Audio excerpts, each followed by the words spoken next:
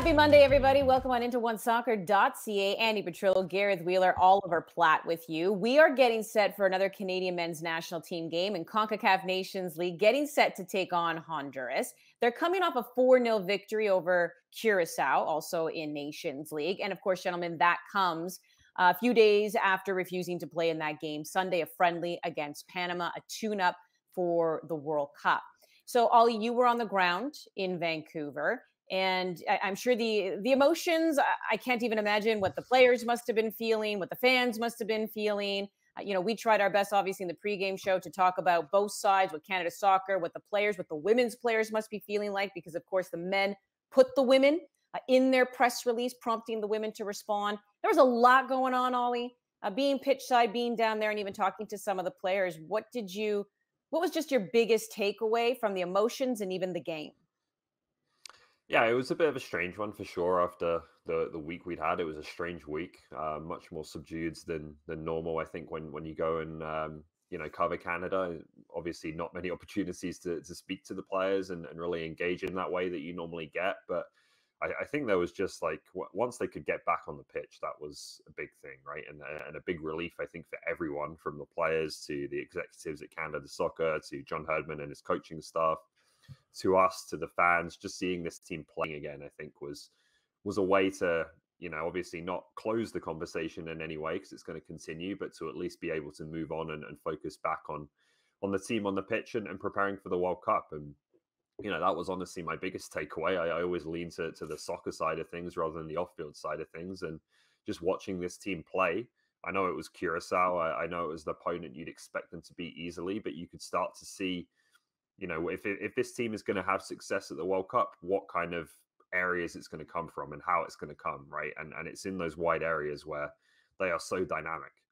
With Davies obviously at the forefront of that, a genuinely world-class player in the team. No matter who the opponent is, you can just see that when you watch him. Tajon Buchanan at his best, so unpredictable, so difficult to deal with. And then the two players that really impressed me and have massively impressed me over the past year or 18 months now, Johnston and Adekubi, just like two really good footballers who I think can go to that World Cup and more than hold their own. So, that was really highlighted to me, not to take anything away from the other parts of the team, as, great central midfielders, the strikers, obviously, the defense has been very, very good, but it's those wide areas that are really Canada's X factor. And I think what John Herdman will need to lean on. I still come out of Friday with an odd feeling. Like the team is comprehensive, just absolutely dominates their opponent on the field, but there's all these negative emotions still like just floating around. And it's very difficult to separate. Celebrating what we're seeing on the field as we're in a World Cup year, first time in 36 years, and still some very difficult feelings amongst a wide variety of different people pertaining to the way that last week played out. So I feel it's strange. I wish, Ollie, that we could just solely focus on how well they played on the field, but it's very difficult to separate the two right now, isn't it? Yeah. Mm-hmm. It is. It's really tough. And I think, Gareth, that was probably most evident when you look at the attendance, right? You go to the game versus Iran, we're hearing, it was a sellout. That's, 50,000 or so. Then when that got canceled and then it was announced Panama, heard of 25,000 tickets were sold. And then, the game does not get played because the players boycotted it. So the game against Curacao, they announced an attendance of just over 17,000. So you just saw the numbers start to dwindle. And I guess, Gareth, that's probably the best representation of mixed emotions. Yeah. Ollie, I should let you bat lead off here because you were there. You experienced, everything to do with that game from outside of the event to inside the stadium. And then I'll kind of piggyback on your thoughts because I do have some thoughts on this. But Ollie, for sure. Ollie, take lead. I mean, it wasn't a good crowd, was it? And like, I think like you dare to mention that on social media these days, and people jump all over you and draw their own conclusions about why you're saying it wasn't a good crowd. And I haven't actually offered my opinion on that yet, despite what some people have told me on Twitter. But my opinion is that it's not the fault of Vancouver. It's not the fault of the supporters. I've never blamed them for the way the crowd turned out. in that game, and it wasn't my intention to do so. And I think, look, you can't logically do that, because you can see from the Iran game and the way that sold that the city was ready to support this team and fill out that stadium. Ultimately, it didn't happen because of everything that happens between the Iran cancellations, the Panama cancellation, and the way, quite frankly, the supporters in that city were messed around.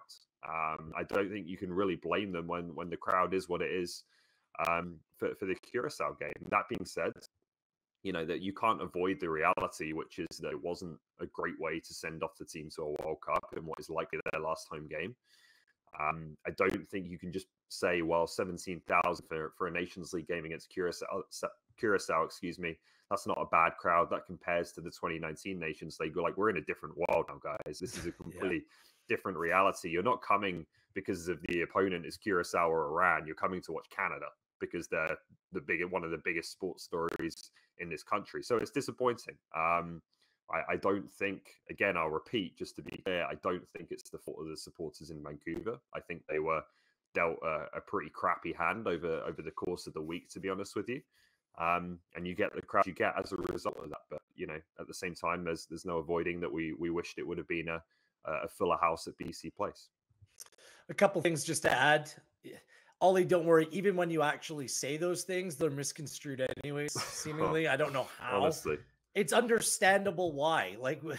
It's being well documented. No one's picking on anyone. There's no bias. There's no nothing. But where we were 3 months ago, celebrating Canada going to a World Cup, we all envisioned some massive send-off, sellout crowd, just a celebratory mood. And because of the circumstances around it, people, it's very difficult to get your money back from Ticketmaster when you buy tickets for an event that's canceled. I don't care if it's a sporting event, a concert, what have you. All of the World Cup qualifying is different from the Nations League. We get all that. But I will say a couple of things.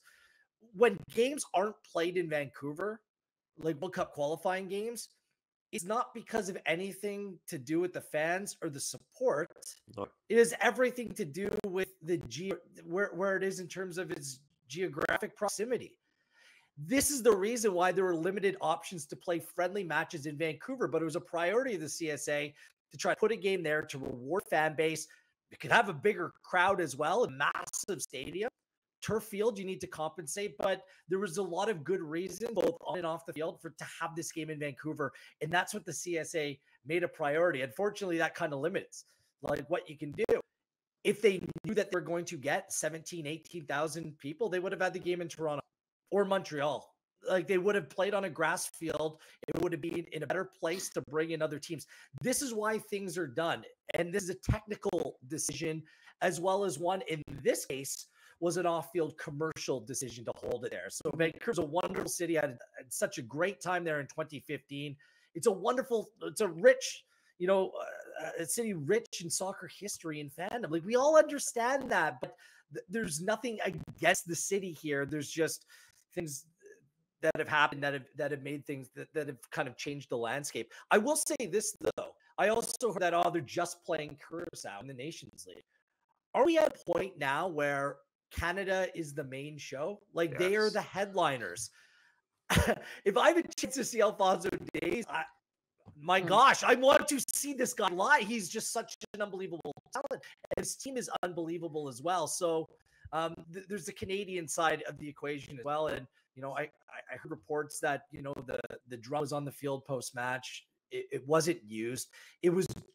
That's what was disappointing for me, is that this team didn't get the send-off that they deserve based upon how the World Cup qualification campaign went. And look, there's going to be people divided now, against the CSA, against the players, against this person and that person. I understand that, but let's bring this all together. It's unfortunate that the timing things came so fast and furious that there wasn't an appropriate time to heal, move on, have a greater understanding.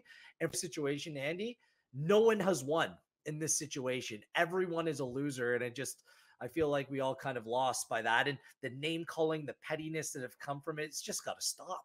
Just got to stop. We're in a great place right now. Let's please move forward. Well, and you can feel for both sides. I think that's the main, message I think that I just always like to give to people is you can feel for what an organization is going through. You can feel for what the players are going through. You can feel for what the fans are going through. I always say just be so careful when it becomes an us versus them mentality, you're divided. When apathy sets in, you're doomed. And this is what we're all trying to avoid. So yeah, it was really unfortunate. And let's not forget also, why it was very important to have games in Vancouver. Big announcement coming on June 16th as well. We're going to find out how many games that the host cities will be getting for the 2026 World Cup. So for the Canadian men, they were in Edmonton, they were in Toronto. It was very important to play a couple games in Vancouver. They did just get the one. But here's the thing. You talk about the Canadians being a draw. There are so many players on this team who are a draw. Alphonso Davies is one of them, if not the main one.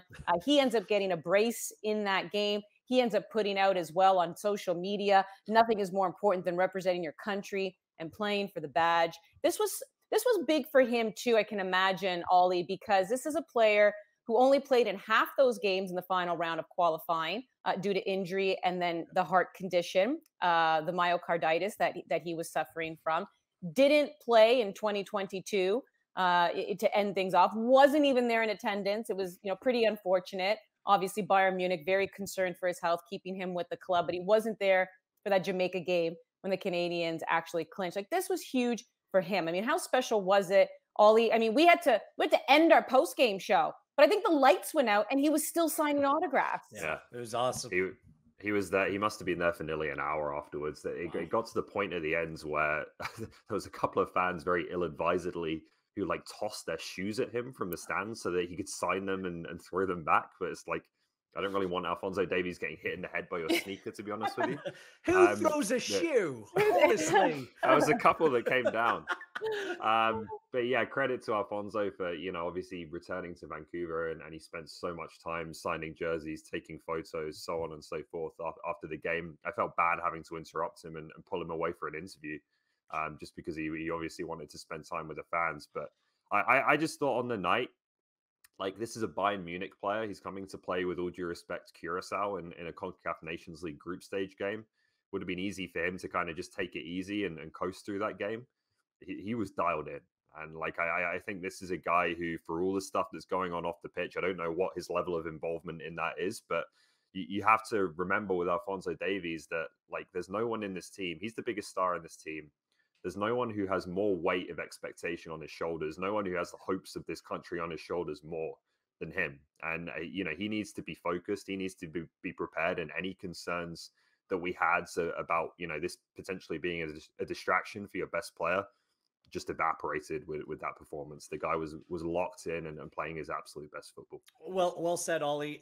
Just really quickly, what he put, nothing's more important than playing for your national team. Good reminder to everyone involved.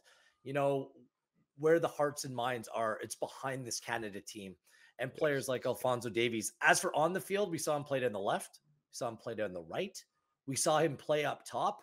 That's what I'm really curious about, is kind of where the thinking of John Herdman and the staff goes from here. How to get the most out of this team, because I thought that Canada pressed really well. They were really intelligent, the way that they were trying to win the ball back. They're clearly working on some elements of their games, and I'm excited to see what that might look like against better opponents. But how do you get the most out of Alphonso Davies? And can you afford to play both David and Laren up top? Or would you prefer one of them coming off the bench and Alphonso Davies pushing forward and linking up with one of those players? I think you can maybe bring on a Larea, a different type of player to play an outside position. I think Buchanan's better down the left than he is down the right. So I still think there could be some tinkering here on how you use Alphonso Davies and how it works within the team setup.